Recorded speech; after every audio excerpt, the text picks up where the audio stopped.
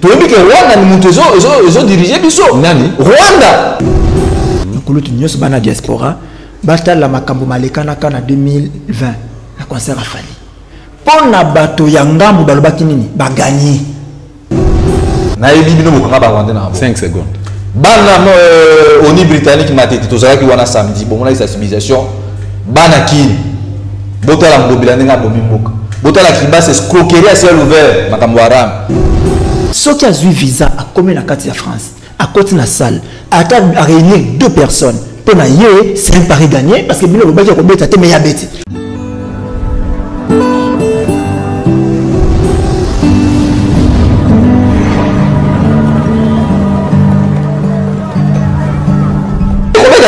Ndeko, est-ce que Ndeko Mustafa, est-ce que la revendication de la diaspora 10 ans après va se tenir nango? Fallait pour passer avec forcing ou rappeler ça la forcing. Vous avez partagé même avis que bango ou comment? Bon, moni pour na wana na kosenga na bato to comprendre vraiment entre les lignes makambo fait koloba.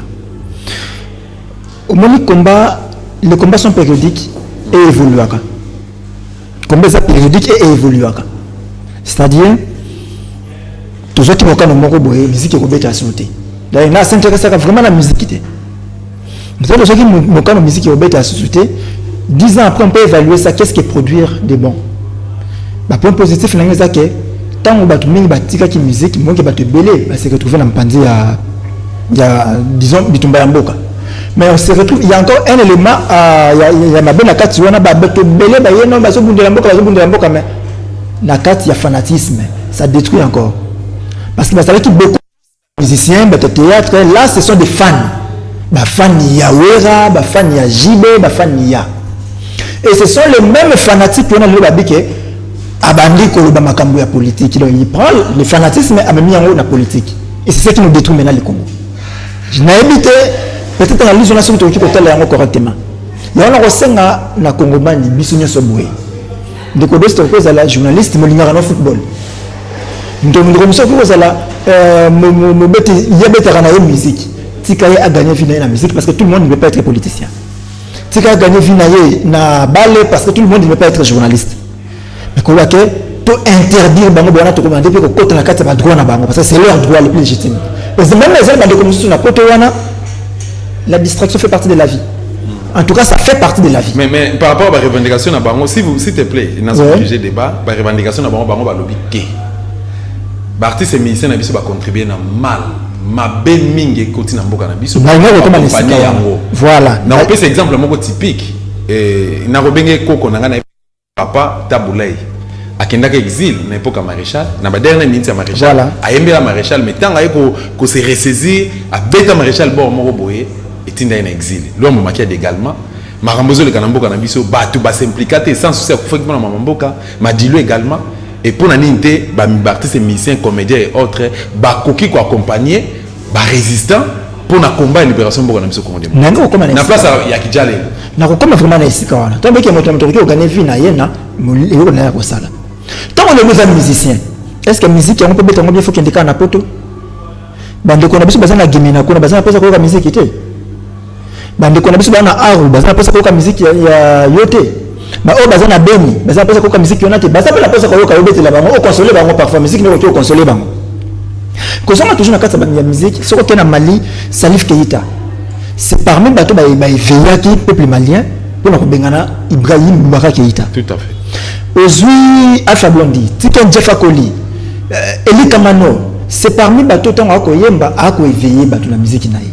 Basaki belé balaki du bazali santé pour réveiller mais le mal est parlé sur ça que bazali ko ba pasteur soka télémiwana yé a travailler na pouvoir aux en place soko ke le bina fingio d'abord intérêt naïe mes intérêts on ne voit pas la République c'est ça le mal c'est ça maintenant aux amabé même la carte de la musique na bango ils détruisent même l'éducation bana na biso na carte de la musique wana ko banda ko yemba ba sanité moko so mona fandi na télévision na papa na mona moko kati musique ezalité otangi bande ko mususu bakenda na matali mboka mais tala mondeli bakendela tala ba rôle na bango na kati makambo mi bango bakende quel était leur rôle na makambo ya mboka na ngonga wana parce que beli basali ya muke no il a contribué na kokufa mboka état musicien et belé comme musicien a contribué à qui la destruction il y a des mœurs dans la République.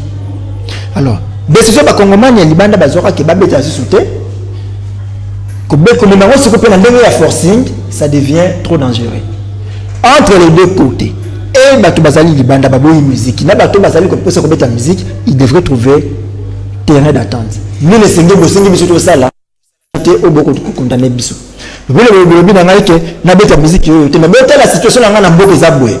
Soki na beteli bango te na mboka na kozasuna esika te alors na kozesika libanda mboka fola ke l'exil.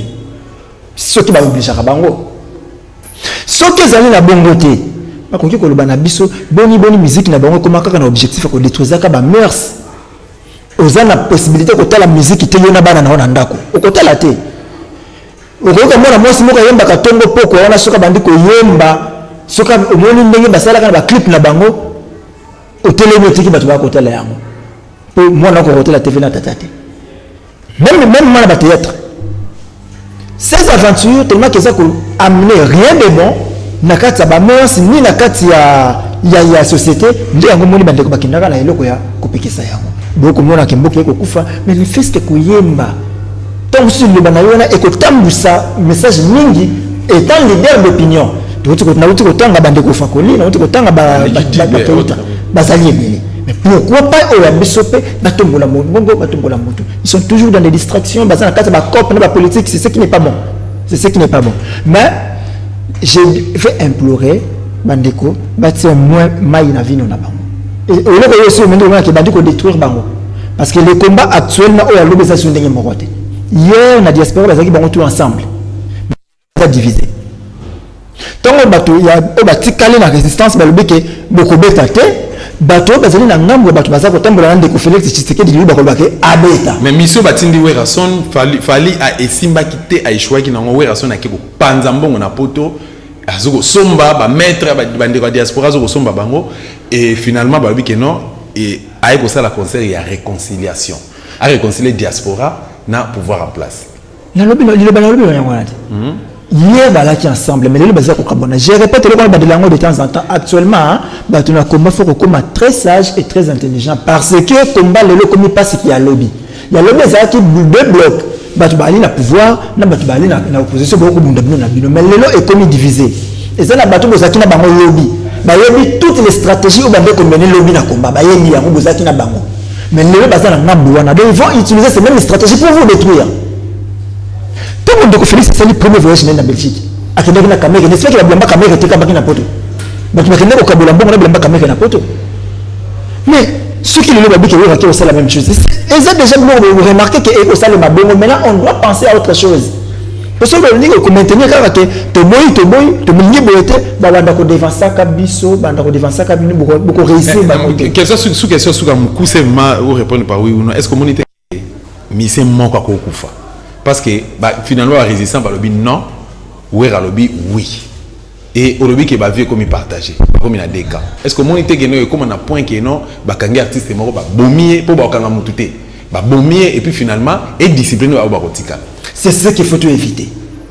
C'est ce qu'il faut éviter. Donc, babette musique, na babo musique, ba comprendre que na batu babo ya musique, na batu babo linga babette musique, objectif na biso zaka moko Congo. To penser bandeko babo ya musique beta wana, est-ce que baza ba bololé?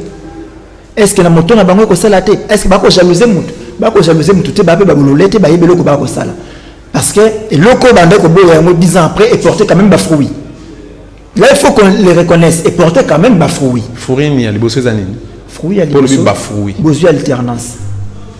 Et le mot là qui m'a distraction. Alternance, c'est la volonté à peuple. Bon. Merci beaucoup. On va plus tard. Merci beaucoup. Mais on a vu besoin alternance. C'est-à-dire que pour les gens, c'était ça. Et le Kabila qui est de l'Union mais il y a mis balai. Mais comme ça, na ça de bémission mingi na yo est-ce que le bic no Kabila est toujours là. Kabila est là. Voilà. Mais le mec va monter le Kabila té na tapis rouge. Né le ba le Kabila na tapis rouge na baki voilà, na corriger le kozangaki. Et le quoi il y a mis balai et le ngoli distraction na fief ba jeune. Vous avez et le quoi la musique, il y a wenge tout ça et bomaki jeunesse congolaise na ndenge moko kozwa idée. Bazaki tongo poko musique rap aza sous la table sous le rap petit na kata kelasi mais le ko wana bomingi moi moi qui na tongo génération moko botama biso le blanc makambo ya mboka c'est très bien mais à l'époque un papa 40 50 ans a hôtel na coin a remettre la musique merci beaucoup mon mboka Mustapha ndeko Bruno musique et beta selon ndeko na biso Mustapha lobi que non bandeko diaspora sengeli ba réfléchir ba changer stratégie ce qui dépend de naé soit batika ba beta mais ba changer ba stratégie un mot par rapport à ça pour te tourner page tout courir naza d'accord tena ndeko Mustapha parce que donc omoni bon asa libre na opinion na yenga pe naza libre na opinion na ngai parce que omoni lelo o même bandeko baza na poto musique ezaki na poto te ba ko comme jazz ba reggae ba musique belé za na poto. Qu'est-ce qui prouve que la musique a oué rendez vous ça et le mola bango ba stress na ba mango baza non ba wera baza batu oyo boye tant on boko so pela moto le lo so be kukuta la ba kukuta na kaya Félix oyo boye ay ko zongi sali susu mboka na sima le lo oyo boye mulinga bino journaliste ale foka asali ba révélation na est ya mboka tout à fait mboka eza contrôlé donc mutu na mutu zo mboka na bloc na ya zo sala o alingi mboka on ni tambola abongo. Même en France, voisin, pays limitrophe entre France et la Suisse, est-ce que la richesse n'est les deux pays vice-versa? Je ne crois pas. Pourquoi il y a Bisso et RDC photo qu'à pays voisin à Bisso? Alors, aux hommes, on a que non, Moka Bisso, ils ont 5 bateaux, basé na vision, basé na programme d'action, une fois dans ton côté, tu regardes aussi ma secteur, autre aussi ma secteur. Alternance, c'est le monde de Moustapha, par exemple, de Modosta, ou à lobby. Joseph Kabilaza, ou à Joseph Akiete, sauf qu'il y a une carte.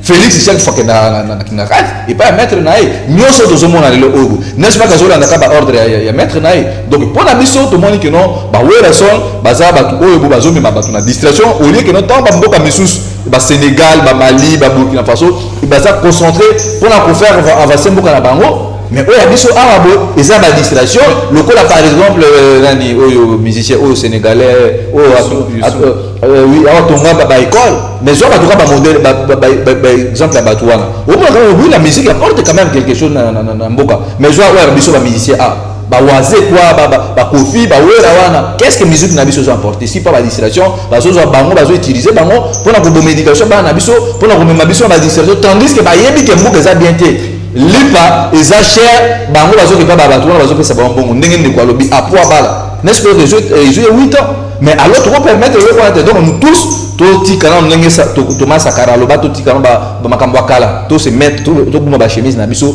to za concentrer makambo moka le ndenge que gana salaka alors pour la biso la première personne oyo boy ya kolongo na mboka pomboke zo ila sika isa na tilo mona kabila ya mwana maki président il va soki to tozana ndika ba concert pour na yo de comprendre musique et beta oui ou non musique ko beta te voilà est-ce que la arme daka bola même mbongo tilo mondo ya ko mbongo ke ça les zela question s'il te plaît pour na yo musique ko beta oui ou non musique ko beta te na assure que ba ko na est-ce que vous avez un message à personnellement bon oui la sona hôtel là yo oui la sona oka katanga na yesi oyoka oui ok lobela ye na katanga na yesi azak universitaire mais na habité sur performati na soka na classe na atala abima ba chego azo bango atala dimension amboka ndi ba souffrir amona que non vie ni ku ya soso bato bazote kango na quartier bisena na masina na ba wenza gambela donc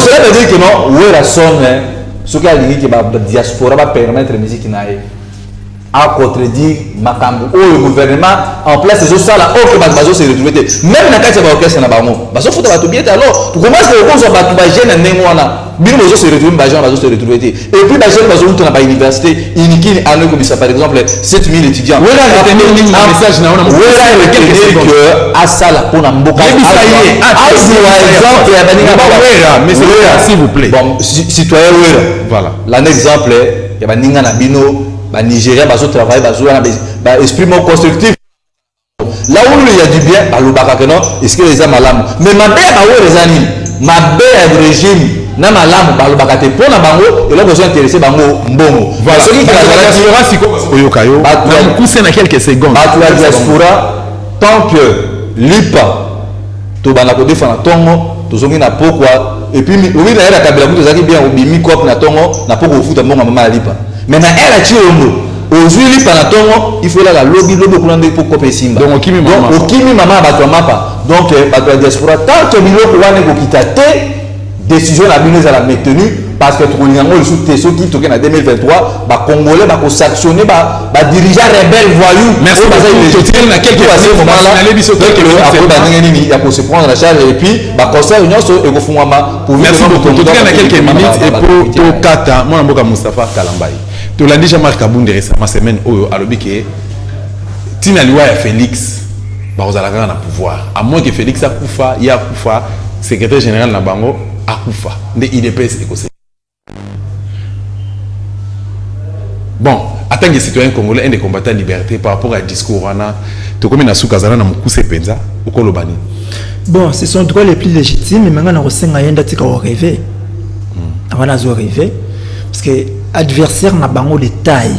Celui qui a la mascarade ou benga élection en 2023 parce que moi je ne parle pas des élections en 2023 parce que je ne vois pas de bonnes élections en 2023. Et n'a pas de langue toujours que je ne vois pas de bonnes élections dans un pays où les décisions se prennent ailleurs. Pour qu'on vive de bonnes élections en Mboka, il faut que vous soyez capable de décider binomoko. Mais pas n'abisso pas décider rapport n'abisso. Nous sommes à Gondwana. Les décisions viennent d'ailleurs. Le président fondateur a exécuté. Donc on ne vivra jamais des élections bien. Attends au marché 50 ans pour les élections.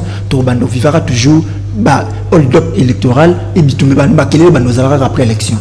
En 2006, Ben Barbaka j'ai accepté l'inacceptable. En 2011, il a prêté serment. En 2018, Martin Fayulu se réclame président élu. En 2023, d'autres personnes vont se réclamer encore des élus et s'imbattre. Parce que décision bakolo nango bazorango ailleurs. Mais Kabon di rêve wana que premier adversaire na bango c'est leur mandat. Et de deux, ce qu'on dit que barotika là kino barokufa, c'est qu'ils n'ont pas compris les leçons oyo. Papa na bango banda ko kende ko zwa libanda zo otangisa bon c'est ça le mal to bokende ko zo ba concept libanda besoin na mboka. Démocratie, droit, c'est ça. Parce que la loi de la République est que Félix, s'il faut à ça là, sous qu'on ait ça deux mandats. Donc, hier, je pense que Félix, tu sais que tu as un génie. Donc, il a l'intention. Si vous avez dit que tu monsieur, il va Félix. Parce que lui a quelle intention? Parce que Félix a un âge, il peut avoir 57 ans ou 58 ans. Ce qui c'est, disons, 7 ans. Il peut être encore en vie pendant autant d'années. Ce sont des blocs qui n'avaient pas pour faire que c'est comme ça qu'ils réfléchissent. Il faut le makambo pour se payer ça. Il n'y a pas le bâti makambo ça n'a pas de sens. Et au cas de merci beaucoup. Le Bassou quand on s'est pesé, bah de retenir ni nanga mona. Na mokuse na ko s'adresser na bande ko nanga diaspora. Nakulutu nyos bana diaspora. Bata la makambo malekana kana 2020 la concert a fallu. Pour na bato ya ngambu balobaki nini ba gagner. Pour na nini balobaki ba gagner. Malgré on a détruit, malgré nyos salama ki wana ba bebisaki nyos bebisaki, mais il y a eu concert a fallu. Et beta makina France. Et la France est derrière cette histoire. Mais ceux qui font ça qui n'a pas le côté, nous allons permettre le deuxième conseil à partir de la gare du Lyon. Mais le quoi va permettre sur la France est derrière. La multinationale va de c'est quelque chose il faut qu'on réfléchisse autrement pour qu'il va le barater qui va gagner. Parce que ceux qui y a bras de fer, ton boy, ton dimi, ceux qui à l'équipe malgré attaque à bêtise il y a deux personnes. Arolbaki na Betaki et n'a gagné. Attaque pendant 2 minutes, Arolbaki a Betaki a gagné. C'est nous qui allons perdre parce que le voyage de Boboui. Pour ça, il faut qu'on réfléchisse autrement. Alors, nous, on n'entre pas. Tu mobilises même de connaissances dans les gens qui ont la salle, tu boutique à la musique. Bon, avec la baquette, avec la banque. Ce qu'on s'allie, c'était le besoin à soi. Mais surtout, tu es prêt de faire que bêta té, ce qu'a bêti te perdre. Et pour ne pas perdre, il ne faut pas regarder la terrain, merci beaucoup. Maman, le bâtiment du tombeau, ce qui a eu visa à commun la carte de France, à côté de la salle, à réunir 2 personnes. C'est un pari gagné parce que le bâtiment est bêti. Merci beaucoup. Est-ce que moi, Bruno, cadre la nouvelle est là. Tolandi Mosso, il est derrière Félix. Félix Azali, candidat potentiel pour Nabango en 2023, ce qui a la élection. Tolandi, premier vice-président de l'Assemblée nationale, M. Kabound, dans le même discours.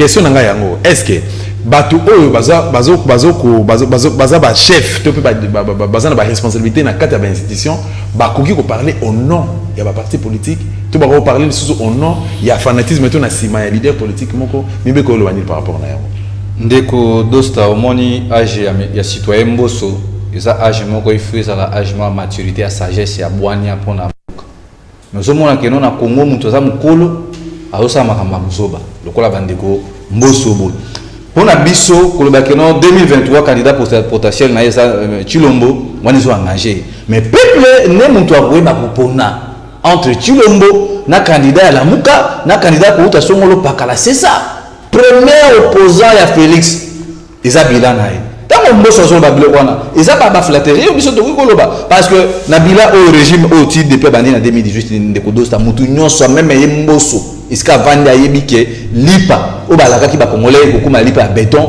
lipa en ezate o balaka ki ba to no misala ba investisseur à part ka to moni Jean-Claude Van Damme première compagnie o ba investir ba ye wana o mona to ba biloko na nyonso liki omelette mata savo le mois na 250 fois mais era Kabila et comment 700 fois o zo ba biloko wana nyonso peuple a ko juger Chilombo que Chilombo yo uza esusu na compétence mo côté kende to luka mutu na biso o akoya ko diriger biso ako sala ke no biso pe tout ça nini tout se retrouver parce que bitumba o biso to zo bunda o ndeko dosa eza bitumba kaka bato ala mukate même na bande kwa IDPS bazo souffrir bazo nyokwama yango wana zo mon importance o to zo benga ba congolais baya lobby ebele na marche wala pona ko bima ko manifester ko lakisa mais concrètement na mona forcing o chulo bazo sala parce que le ko ti wera zo sa forcing ko benga concert na wera na Zenith toyebi ke Rwanda ni mutu ezo diriger biso nani Rwanda ezo bénissa Félix lo kene na Ankara ke zo ngabo kene na Turquie kene na Allemagne c'est le Rwanda yango na biso de lobby que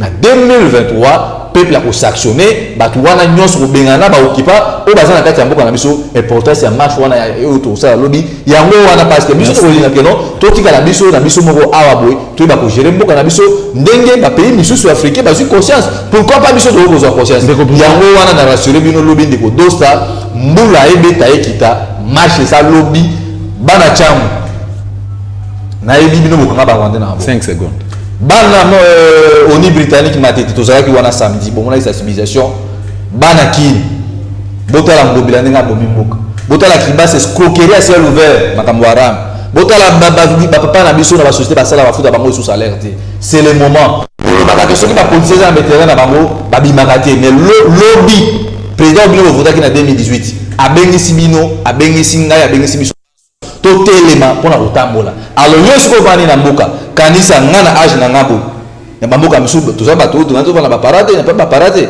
mais yo vani karata na ndako ozo kanisa ba promesse à Chilombo o do tire lo bobone le côté soso 2500 à part na 10e mairie soso ba bien ya vieux kokita kaka na 10e mairie passeport kenena awa na ministère des affaires étrangères passeport ça $150 ce qui pesa en urgence c'est $320 alors ba bien ko na nyonso mutu na mutu azwa biloko wana soki eza mpona république tosangana mpona kobengana baorépondre na biso concernant makambo ya concert ya Wilson ekobeta te et puis lobi pere ekozwa mpe de la révolution congolaise. Merci beaucoup émission Esili. Merci Ndeko Moustapha, merci beaucoup émission Esili.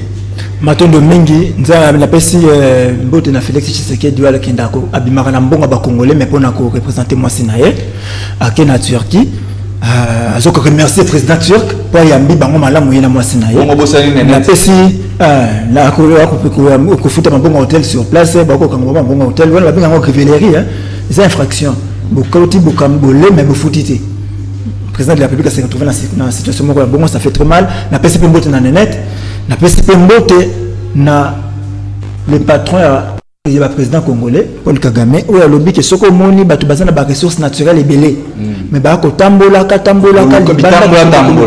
c'est que bana problème d'esprit Rwanda comment c'est une femme Félix Andeko saluer après saluer qui na ba façon moko ya bolingo mingi. Merci beaucoup Nabino bo soutenaka et vérité plus 43 ba abonner à Dosta télévision o bo lingaka biso bo soutenaka musala ki to ko sala rabino pour na sensibiliser ko mobiliser ba to pour na libération boka na biso Congo démocratique yo ozo ko douter nanu moi je te rassure aujourd'hui. Même si ça ne marchait pas aujourd'hui, demain après demain, Mboko te libérera, Mboka Kimbaou. Merci Nabino Baïbo Sungi Biso, Nasima caméra, Nangamba technique. Mon attend à Bakombo pour des raisons de sécurité. To Sepeli Makasi bo continuer de soutenir biso ngala bino rendez-vous na libération mboka na biso ingeta.